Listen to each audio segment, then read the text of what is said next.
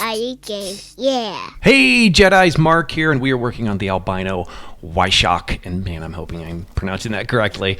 Go to the left here immediately, don't go down there. We need those Stormtroopers. I'm going to give you a couple tips here. Hopefully this will help you out. I'm going to show you how to avoid her initial pounce attack because that does a lot of damage and it gives her the advantage. We don't want that. I'm going to show you how to lure her out of the cave and utilize those Stormtroopers to get her health down. We're going to use Force Slow. Save that for when she glows red because we're going to need it to slow her down and attack her. I'll show you how to do that. And she does have regular blockable attacks, so keep that in mind. Also, I'm playing on Jedi Master, so keep that in mind when you're seeing all this, my damage and stuff. So you can see it down there. Some of the spiders are already coming out and they're attacking the Stormtroopers. Again, leave everybody there, including the guy up top on this cliff who is shooting. Just leave him there because we're going to need all the firepower we can get.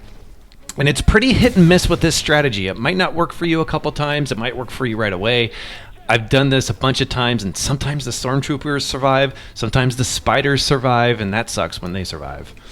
Anyway, when we get into this room through that secret little crack, avoid that big spongy webby spot on the floor. We're going to travel all the way around on the outskirts here, and then we're going to sort of avoid the webbing on the floor. But we are going to touch it so we can trigger the fight. So go ahead and climb over here and then just tap it, and you can see the health bar up top.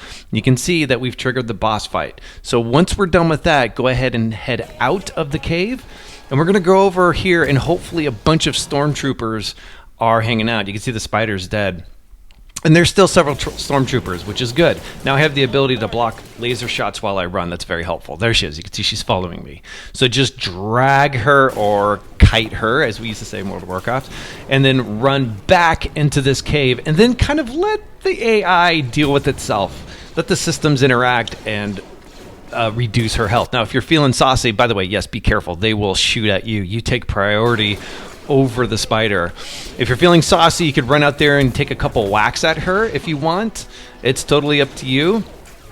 But you do eventually want to head back into the cave so you can avoid getting shot by those Stormtroopers up top. Now, she will immediately come after you. Remember, when she glows red, that's an unblockable attack. So get ready to dodge back or to the side.